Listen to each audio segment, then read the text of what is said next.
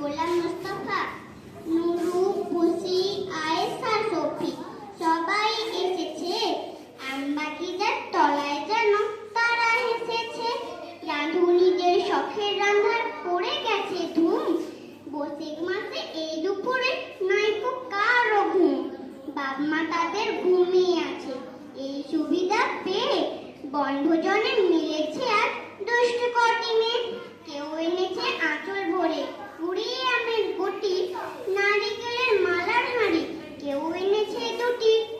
কেউ এনেছে চৈত পুজোতে কেনা রঙিন ঘুড়ি, কেউ এনেছে ছোট্ট বটি, কেউ এনেছে ছুরি।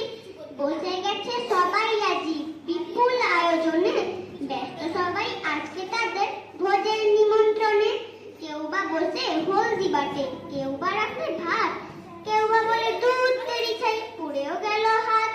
বিনা আগুন দিয়ে তাদের হচ্ছে সবার রান্না, তবু সবার দুই চোখেতে ধোয়া লেগেই কান্দা।